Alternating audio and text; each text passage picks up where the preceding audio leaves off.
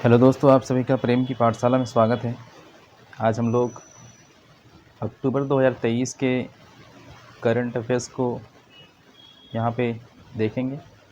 झारखंड के किसी भी एग्ज़ाम के लिए काफ़ी इम्पोर्टेंट है और इससे पहले मैंने जनवरी 2022 से लेकर सितंबर 2023 का करंट अफेयर्स पूरा इसी चैनल पे करवाया है। अगर आपने नहीं देखा है तो आप इस चैनल के प्लेलिस्ट में जाएंगे, वहाँ पे आपको झारखंड करंट अफेयर्स प्लेलिस्ट मिल जाएगा, वहाँ से आप पूरे क्लासेस को देख सकते हैं। चलिए बिना किसी देरी के शुरू करते हैं। इसमें हम लोग टू द पॉइंट बात करेंगे, जो एग्ज़ाम के लिए इम्पोर्टेंट है, बस हम उसी चीज़ को देखेंगे यहाँ पे, और ज़्यादा एक्स्ट्रा चीज़ें हम यहाँ पे कवर नहीं करेंगे। तो सबसे पहला न्यूज़ है अबुआ वीर दिसोम अभियान। तो ये गांधी जयंती के शुभ अवसर पर शुरू किया गया था, यानी 2 अक्टूबर को ये शुरू किया गया था। ये अभियान क्या था, जो भी लोग वनों पर आश्रित हैं, ठीक है, तो उनको क्या करना है, वन अधिकार पट्टा उनको देना है, ठीक है। तो जो वन में आश्रित लोग हैं उनको वन अधिकार के तहत उसको वन का पट्टा देना है। तो बस आपको इतना ही इसमें जानना है कि जो लोग वनों पर निर्भर हैं उनके लिए योजना लाया गया है, ये अभियान शुरू किया गया था। अबुआ वीर दिसोम अभियान कब शुरू हुआ, 2 अक्टूबर को शुरू हुआ। उसके बाद जो अगला है, राज्य स्तरीय खेलों झारखंड कबड्डी प्रतियोगिता। तो राज्य स्तरीय खेलों कबड्डी, ये झारखंड कबड्डी प्रतियोगिता क्या है, तो ये किसके द्वारा शुरू किया गया था, ये जो शिक्षा विभाग है, ठीक है, शिक्षा विभाग के द्वारा शुरू किया गया है। और इसके द्वारा जो कह सकते हैं एक स्कूली छात्रों का ये कबड्डी प्रतियोगिता है, बस ये आप समझिए स्टेट लेवल का। और इसमें जो विद्यार्थी इसमें पार्टिसिपेट किए थे, जो भाग लिए थे, वो 14 वर्ष से लेकर 19 वर्ष तक, यानी कि 3 कैटेगरी थी, एक 14 वर्ष की थी, एक 17 वर्ष का और एक 19 वर्ष का, ठीक है। तो यही कैटेगरी में लोगों ने खिलाड़ियों ने भाग लिया था। तो और ये आयोजन कहाँ पे किया गया था, इसका आयोजन रांची में किया गया था, ठीक है, टाना भगत, ठीक है, टाना भगत इंडोर स्टेडियम जो है, टाना भगत इंडोर स्टेडियम में। तो बस आपको याद रखना है, राज्य स्तरीय खेलों झारखंड कबड्डी प्रतियोगिता का शुभारंभ कहाँ पे किया गया था, तो ये 3 तारीख को शुरू किया गया था, और कहाँ पे, रांची में। अगला न्यूज़ है झारखंड के जमशेदपुर में राष्ट्रीय जनजातीय महोत्सव आदि महोत्सव का उद्घाटन। तो आपको याद रखना है, आदि महोत्सव कहाँ पे हुआ, तो जमशेदपुर में। इसको क्या कहते हैं, राष्ट्रीय जनजातीय महोत्सव। और इसका जो उद्घाटन किया है, किसके द्वारा उद्घाटन किया गया, जनजातीय मंत्रालय के मंत्री अर्जुन मुंडा जी के द्वारा, ठीक है। तो अर्जुन मुंडा के, और अगर आपसे पूछा जाए कि अर्जुन मुंडा कहाँ से सांसद हैं, तो ये खूंटी से सांसद हैं, तो ये आपको याद रखना है, खूंटी से ये सांसद हैं। तो बस आपको इसमें बस इतना ही याद रखना, कहाँ पे हुआ, जमशेदपुर में, किसके द्वारा उद्घाटन हुआ, तो अर्जुन मुंडा के द्वारा। उसके बाद युवा प्रतिभा के शीर्ष 20 प्रतिभागियों में रांची के अंकित का चयन। तो रांची के एक कलाकार हैं अंकित, इनका चयन हुआ है युवा प्रतिभा में। तो ये आपको याद रखना है, युवा प्रतिभा के लिए अंकित का चयन हुआ है। और ये कहाँ के ये स्टूडेंट कहाँ के हैं, ये बीआईटी मेसरा के स्टूडेंट हैं, ठीक है। रांची में जो बीआईटी मेसरा है, ठीक है, वहाँ के ये स्टूडेंट हैं। अगर आपसे पूछा जाए बीआईटी मेसरा कब बना था, तो 1955 में बना था, ठीक है। आगे हम लोग चलते हैं, झारखंड में ए हेल्प कार्यक्रम। तो ए हेल्प कार्यक्रम क्या है, ये किससे संबंधित है, तो जो ए हेल्प है वो है पशुपालन और डेयरी विभाग से संबंधित है, ठीक है, पशुपालन एवं डेयरी। तो बस आपको इतना ही याद रखना है कि पशुपालन और डेयरी से संबंधित है ये। और ये शुरू कब हुआ था, 10 तारीख को शुरू हुआ था, 10 अक्टूबर को, 10 अक्टूबर को शुरू किया गया था ये। और इसके बाद इसमें आपको बस इतना याद रखना कि पशुपालन से संबंधित है ए हेल्प कार्यक्रम।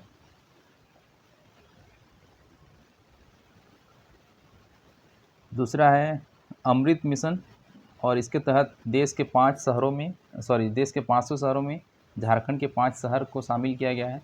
तो वो 5 शहर कौन कौन से हैं, इसको आपको याद रखना है। ये थोड़ा इम्पोर्टेंट है कि कौन से ऐसे 5 शहर हैं जिनको अमृत मिशन के तहत शामिल किया गया है।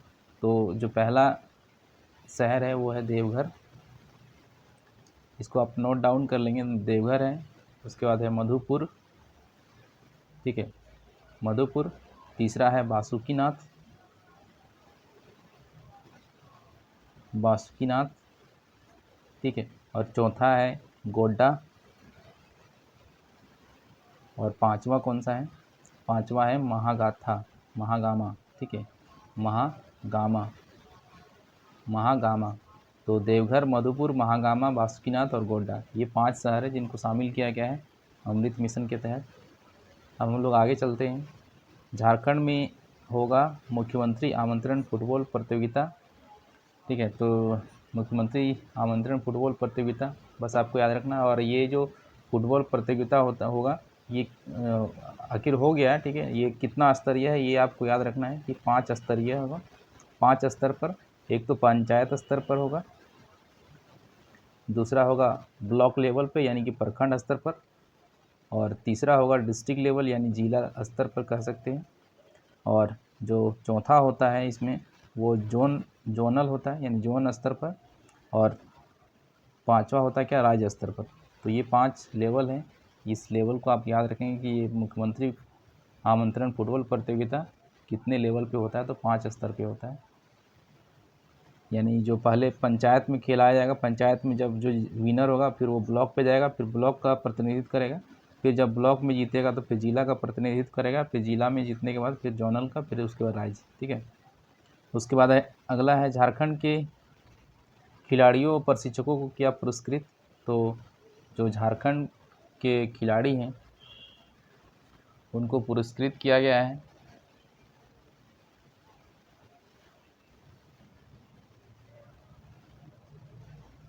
इसमें आपको बस याद रखना है क्या,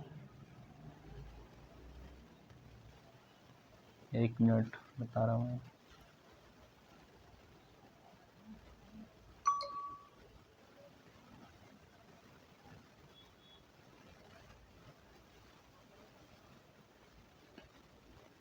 इसमें बहुत चीज़ ज़्यादा आपको याद नहीं रखना है। कुछ खिलाड़ी थे जिनको मतलब सरकार के द्वारा कुछ राशि दी गई थी, ठीक है।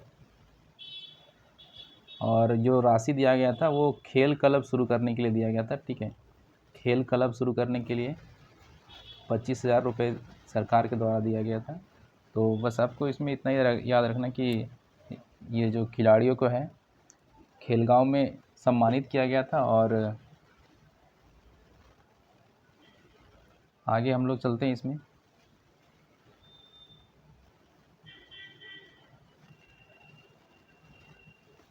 इंस्पायर अवार्ड मानक के अंतर्गत आइडिया देने के मामले में झारखंड देश भर में छठे स्थान पर है। तो ये आपको याद रखना कि इंस्पायर अवार्ड मानक जो है उसमें देश में कितने स्तर पर झारखंड है, तो छठे स्थान पर है। तो ये आपको याद रखना है। अब इसमें आगे हम लोग चलते हैं। बहुत ज़्यादा आपको याद नहीं रखना है, थोड़ा थोड़ा जो काम का चीज़ है। रांची के 7 वर्षीय छात्र विवान को मिला स्टार्ट आर्टिस्ट अवार्ड। तो रांची के आर्टिस्ट हैं, तो आप इसको याद रखना है कि विवान का संबंध किससे है, तो ये आर्टिस्ट हैं। बस आपको इतना ही याद रखना है, क्योंकि एग्ज़ाम में इसी तरह के प्रश्न पूछे जाएंगे। देगा नाम दे देगा कि विवान का संबंध किससे है, तो ये आर्टिस्ट हैं। उसके बाद है जे गुरुजी ऐप लॉन्च किया गया है, किसके लिए, स्कूली बच्चों के लिए, ऑनलाइन एजुकेशन के लिए। तो जे गुरुजी ऐप है, तो ये आपको याद रखना है किस चीज़ के लिए ये है, तो स्कूली छात्रों के लिए है, ऑनलाइन एजुकेशन के लिए। अब आगे हम लोग चलते हैं।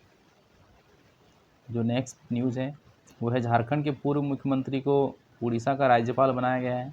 तो ये आपको याद रखना है। उसके बाद है 15 नवंबर को रांची स्मार्ट सिटी परिसर में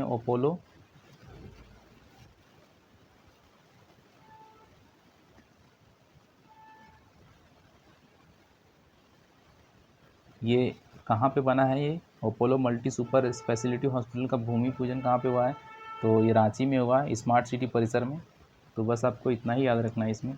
उसके बाद है रांची को एक और अंतर्राष्ट्रीय हॉकी टूर्नामेंट की मेज़बानी मिली है। तो अभी आप लोगों ने पढ़ा होगा कि रांची में वुमेंस इंटरनेशनल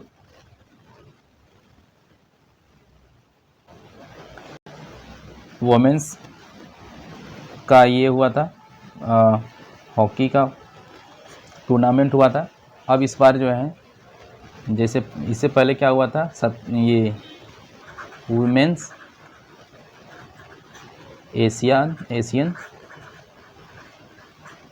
हॉकी चैम्पियनशिप, ठीक है, हॉकी चैम्पियनशिप, ये कब से कब तक हुआ था? ये 27 अक्टूबर से 5 नवंबर के बीच में हुआ था, ठीक है। और इसमें कितने देशों ने भाग लिया था? 6 देशों ने भाग लिया था, 6 देशों ने भाग लिया था। और ये झारखंड में पहली बार आयोजित किया गया था, ठीक है। तो ये आपको याद रखना है। उसके बाद ये तो पहला हो गया। अब दूसरी बार इसीलिए यहाँ पे लिखा गया है कि एक बार और मिला रांची को अंतर्राष्ट्रीय हॉकी टूर्नामेंट की मेज़बानी। तो ये जो मेज़बानी है ये किस लिए मिला है?